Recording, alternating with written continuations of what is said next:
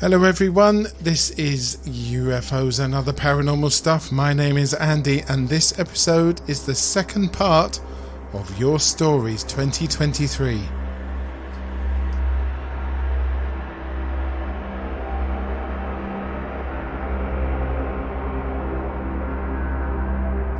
That is right, ladies and gentlemen, my call for Your Stories for this year 2023 received loads and loads of messages back either by email through the website or by the Facebook group. We have even received our first ever voicemail from a fan, and that is Veronica from South London, who tells us about one of her ghost experiences. Apparently she's had quite a few, so we will listen to that in just a moment. It is needless to say, ladies and gentlemen, that if you do have any of your stories, ghost stories, paranormal stories, UFO stories, anything like that at all, you can send them to us whichever way you like and whenever you like. You can send it via the contact form on the website www.ufosandops.com. You can go to the Facebook page, which of course is UFOs and Other Paranormal Stuff podcast. Don't forget there's also Twitter and Instagram where you can type in UFOs and Other Paranormal Stuff, or I think the Twitter handle is hashtag UFOs and OPS. Either way, either one of them, and you will be able to get through to us. Don't forget to have a look at the website. You can see Maggie Zed's brand new thoughts, and you can have a little look around the shop as well. Buy yourself a t-shirt or a cup. Anyway, ladies and gentlemen, without further ado, let's get on with this episode, the second part of Your Stories 2023. And everybody say hello to Veronica. I've got a little ghost story to tell you. Back in the late 70s, I was about 11. My Auntie Margaret took myself, my younger brother, my mum, and her own son, who's the same age as my younger brother, to Lonleat for the day. It was really nice. We had a good look round at all the animals, and then we stopped off to have something to eat, nice bit of lunch. It was a nice day, nice warm day. And then we decided to go in and look around the house. You was allowed to go in and look around about half of the house. So we're walking from room to room, and it was roped off like a corridor so that you could walk sort of straight through room to room, but not enter the majority of the room. You weren't allowed to go in like over the rope or touch anything. So we're walking through. We'd gone through about 3, maybe 4 rooms, I think, if I remember rightly. And I stopped and was looking at a certain painting, and I was looking at it for quite a while because I was always interested in art. And Mum and my auntie and my brother and cousin had carried on and was just going into the next room, so that they probably thought I was behind them. So I was turned to start following after them, and I heard a man's voice say, "Are you enjoying yourself, Veronica?" And I was like, "Oh, who's that? Who knows my name?" And I turned around, and there's this man standing there. And he was in like proper old get-up, sort of like back to sort of Henry VIII times, or maybe a little bit later. And I thought that was a bit odd because each room had someone standing in it to explain stuff to you, or obviously to keep an eye on you, to make sure that you didn't have to, didn't go over the rope or anything. But all the others that we'd seen in the other rooms was all in normal modern clothes. So I thought, I did think that was a bit strange, and I could feel the hairs on the back of my neck go up a bit. And I don't know, there was something just not right about him. So I turned back round and I called my mum, and I was like, "Mum, this man knows my name." I've like called. So she's turned and she's coming back, and she said to me, "Well, what man?" I said, "That man standing behind me there." And I've turned round and he was gone. He wasn't there. So we went into the next room, the previous room, and he wasn't there. So we went up to, there was a lady, I believe, it was a lady standing there, keeping an eye on that room. And we went up to her and asked her did she know who the man was that was all in the old get-up? And she said, there's no one dressed in old get-up today. We're all in our normal clothes. So that, and the fact that he knew my name, really spooked me and my mum. Oh, it was, I couldn't get out of there quick enough. I think I actually went quite pale because the lady said, "Are you all right? You don't look very well." And my mum said, "No, we're fine, we're fine." And she like hurried me along so we could catch up with Margaret. Basically said, "I think we need to go out and have a bit of fresh air to Margaret." So, we finished looking at the last room and went out quickly. And to this day, I've always thought that had to have been a ghost. That was definitely a ghost, because there was something just quite not right about him as soon as I turned around and looked at him anyway. So that was quite spooky. I don't know if there was ever any ghosts recorded at Lonley, but I believe that was a ghost. So that was my first ghost story. I do have another one or two, to be honest, to tell you, but I think I'll leave that for another time. Please do, Veronica. We would very much look forward to hearing it. And thank you for taking the time to send that story. Don't forget, everybody, if you want to send a story, you can send it in writing, well, in type anyway, through the means that I've said before. And like I've said, you can send it by voicemail. The way to do that is simple. You go to the website www.ufosandops.com, go down to the bottom, hit the subscribe button, and once all that has gone through, and you can contact us by either typing or by saving a file to your computer or your handheld device and then sending it that way. Easy, really. Sounds a bit convoluted, but it is easy. Anyway, now I'm going to read out some stories that you have sent to me by email. This one comes in from Jessie. In the year 2000, I watched at least 3 craft at about 30,000 feet swap places in a triangular formation for 5 to 10 minutes. Me and 3 friends watched and were completely blown away. No sound, lights, alternating colours, no direction. Hovering and swapping places, then they all immediately exited the atmosphere faster than a bullet, but the light streaked up and out of sight. In the blink of an eye they were gone. None of us could believe these were man-made craft to this day. 1 friend passed, and my other 2 haven't ever spoken about it since. It had a profound, eye-opening effect on me. This one comes in from Petter. I have this knowing. I have spoken to people about them for like 30 years. People do get interested and then the shutters come down. I saw something shiny hovering in the sky for a long time. Mostly I read pictures and I see stuff in videos as well. What really got me once is I was given a picture of a house with huge grounds and the person asked what I thought of it and if they should buy it. I saw aliens in this picture and they were like flying in the air, and they would change into humans and then back into aliens. I thought it was too weird, as well then for years I would see aliens in a lot of pictures I read. They were always there and I knew they were watching me.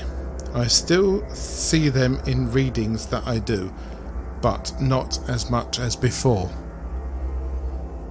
Rusty has written in, also from the USA, to say, when I saw Walter Cronkite on TV talking about UFOs in the late 1950s, I turned to my brother to say, I wonder if UFOs are real. About that time, my dad walked in the house and heard me say that. He literally froze in his tracks and his face went pale. Dad was in the Air Force and had been a radar tech on bombers in World War II. He stood there for a few seconds as we looked at him and wondered what was wrong. Then he just curtly said, "They are real," and went to his bedroom and shut the door. He looked like he was scared to death. I don't know what happened to him to react that way, but it must have been something very traumatic. Wendy tells us, I was 10 in 1973, in August, playing on the main road in Swadlincote Road, now in Derbyshire, but quite quiet then, hardly a car in sight, when me and my two friends, both sisters, saw a silver up-spinning disc coming towards us. I say not too high, no sound, but I saw lights coming from it, magenta, blue, yellow, green. We knew it was no plane or helicopter. We watched it spin over the back street, Bernard Street, until out of our view. Then we ran home because we were frightened. Liam writes this. Multiple sightings or experiences since childhood, some while I was with my father. Many strange experiences at night time when things have visited. As a kid I used to nickname them the toe tappers, as I knew something was going to happen after my toes or ankles were tapped while I was asleep. More recently, strange interactions with two friends when we have been skywatching with a profound dark orange orb shooting straight overhead of us one night when we asked for something to show itself. Reading hundreds of books on the subject over the years, which started with Tim Good's Above Top Secret. I could go on. Well, Liam, please do. That would be very good if you could send us some more stories, please do. Crystal tells us this. My dad, he was really into UFOs. I believe he was abducted and never spoke about it. One time he disappeared for 2 days with no explanation at all, and it annoyed my mum big time because he had no explanation. I believe he had mental downloads from ETs. All the technology he used to rant and rave about is all here now. After he died, I put all the UFO stuff behind me and went back to my programming, not caring about anything, but working and paying bills. That all changed when I seen a documentary about 6 months ago with Dr. Stephen Greer. It brought me right back. And I can't stop watching the documentaries about UFOs and researching anything about the topic.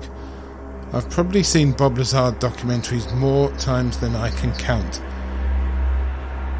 I do like the odd UFO, well actually no, I do like all the UFO documentaries, not the odd one of course. Haven't seen that many Bob Lazar ones, I must admit. I'll have to have a look for them. If anybody could recommend them to me, please do. In fact, any UFO documentaries, any paranormal documentaries, please do. You know how to do it. Get in touch and let me know. Another Liam has written this when I asked the question on Facebook about what got you interested in UFOs. He said, seeing them. Until then I mocked and laughed like everyone else. Then when I saw them myself, it was me being laughed at. Such is life. The problem is believing.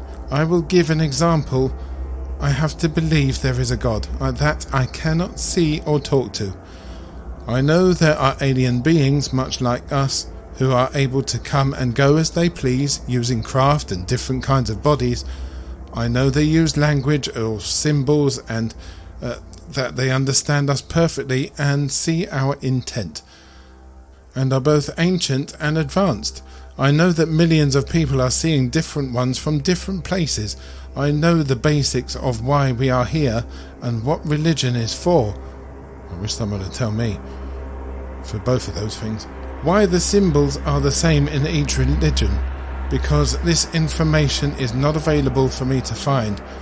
I am writing it into a book. Until then, mock away and carry on believing and disbelieving, for this is part of the story of why we are here. He's right, millions of people are seeing stuff, UFOs, ghosts and everything. You go to have a look at the Black Vault. The Black Vault on the internet, the Black Vault is full of UFO sightings, So is Bufora, MUFON, they're all full of UFO sightings. Now, yes, some of them are fake, some of them are not fake, some of them are misidentifications, but millions and millions of people are making very good UFO claims. Millions and millions of people are seeing UFOs. Yet a lot of people just disbelieve it. I wish I knew why they would do such a thing.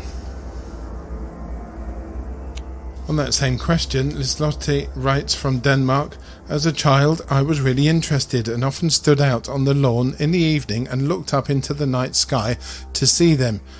I read about them and even made little books about them, just like I saw the movies USS Nimitz, the famous USS Nimitz videos that we've all seen, Close Encounters of the Third Kind, the Philadelphia Experiment, and of course Star Wars.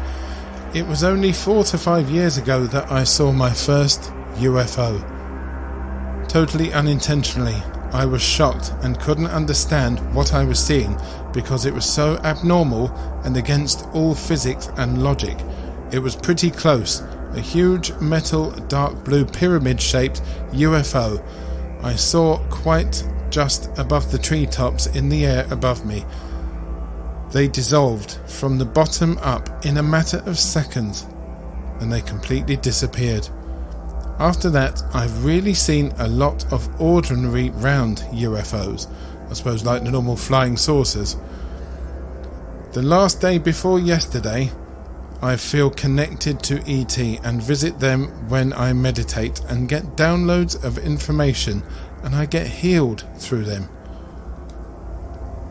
Well, is a letter. If you could send us some of the downloads this way, tell us what you're getting, that would be very nice.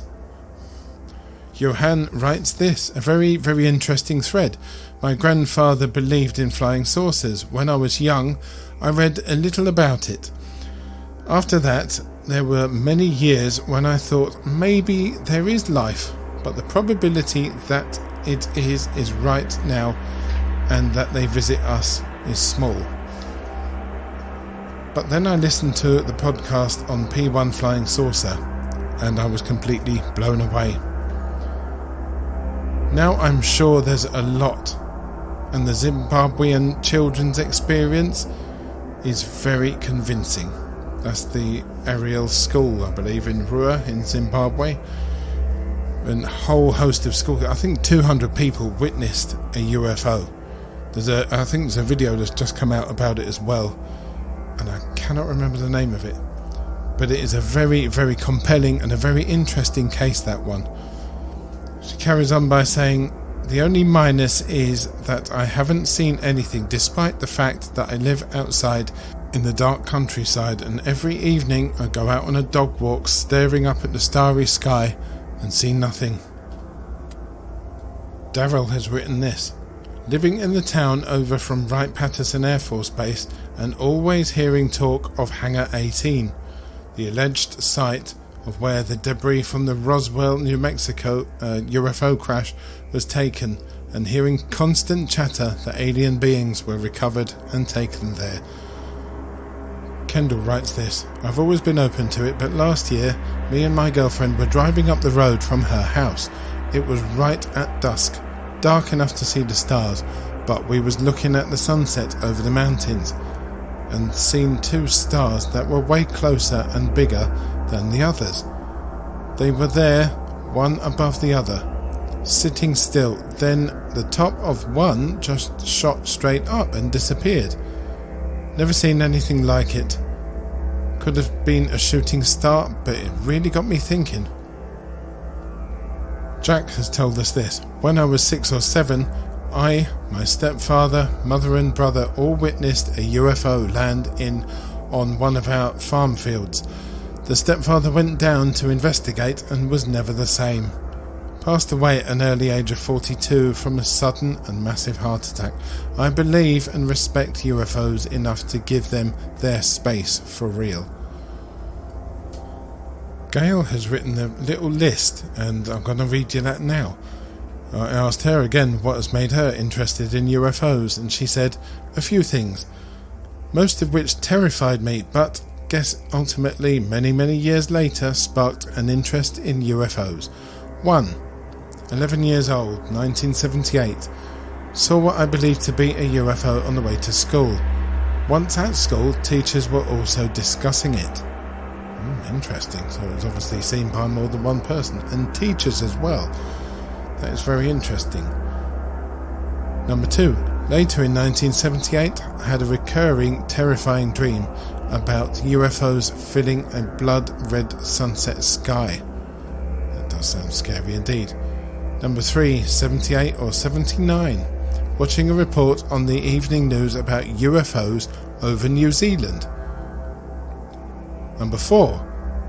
1980, my brother claiming he saw a UFO seconds before blacking out and crashing his motorbike in Sutton Park. Number 5. November 1980. Not specifically a UFO, an encounter with something down the back garden in early evening that resembled a hairless, silvery-skinned cat, stood up, big black eyes and stupidly long arms, about the same height as me at the time. Can't remember too much about fleeing in terror, but I do remember talking to my mum in the kitchen after it happened. Dale, that is very interesting, especially the fact that other people have seen UFOs in your stories, like the teachers and your brother. That is very interesting indeed. Gemma Louise writes, I heard a podcast. A man was telling his experiences of beings in his room. They glowed orange. I couldn't believe my ears. I remembered when I was 4 or 5 or 6, I told stories of the Lucasade man that came through the window in my bedroom. I was never scared, and I called him that because my mum let me have orange Lucasade when I was poorly. He glowed that colour. He walked through the window and curtains round to me in the bed. I don't remember anything else. I repressed it till I heard that podcast. Ray John has written this. I had seen my first one when I was about 17 years old, and I was with 3 of my friends, and I spotted it first.